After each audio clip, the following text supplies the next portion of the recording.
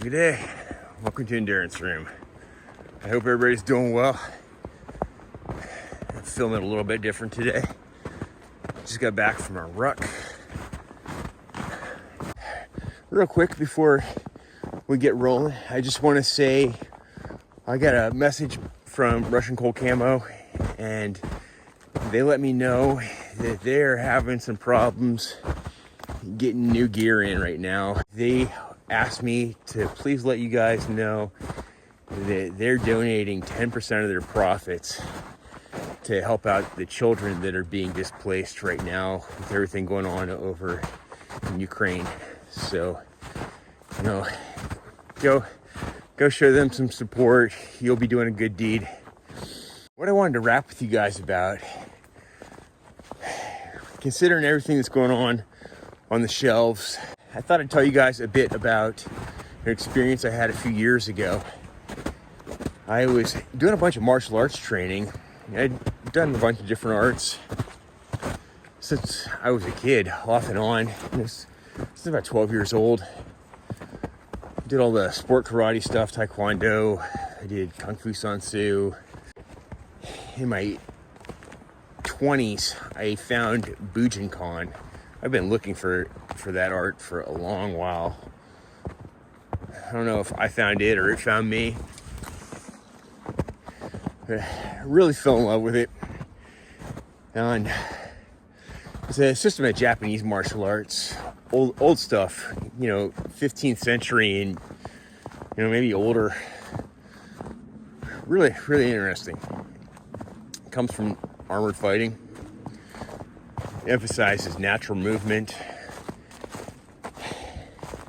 But while I was doing that training, I was also working as a TSS. That's a therapeutic support staff. I was working with kids with learning disabilities. They're having problems at school, at home, in the communities. And one of the schools that I was working in, one of my colleagues there found out I was training in martial arts and connected me with this guy that was training in Krav Maga, which is an Israeli system of fighting that actually is influenced by BUSHCRAFT. It's pretty cool.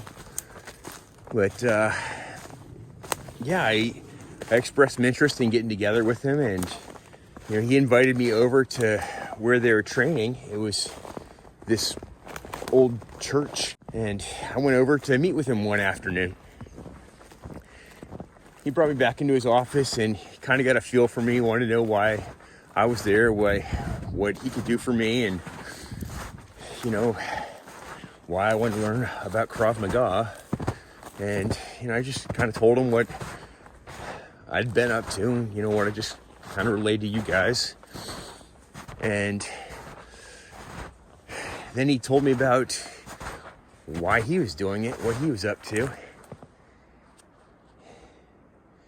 See, he'd been over in the military and had been over to the Middle East, Afghanistan, and some other places.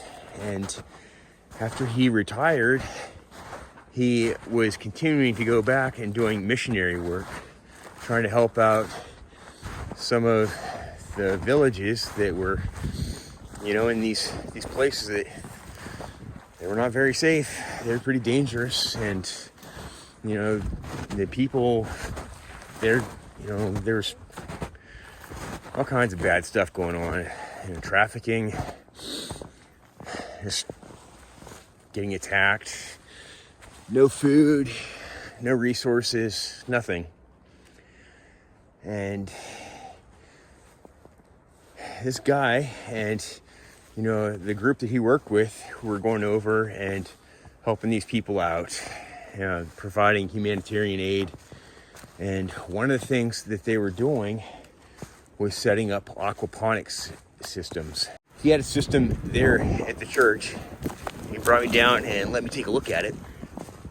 And essentially, he had two large tables, about the size of a big ping pong table, I guess.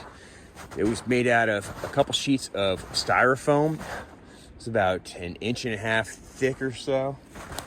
And then, you know, it had a grid of, you know, circular holes put in it with cups that, you know, lettuce and spinach and, you know, tomatoes, kale, and things like that were growing out of.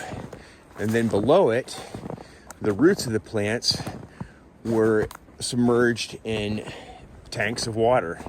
And in the tanks were made out of, like, you know, I want to say they were feed troughs, like big feed for like livestock. And in the tanks, he had tilapia, lots of tilapia. And he said it was really easy to take care of the fish.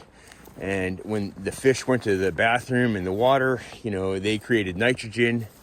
And then the plants fed off the nitrogen and helped clean up the water for the fish. And it was this self-sustaining, perpetual system.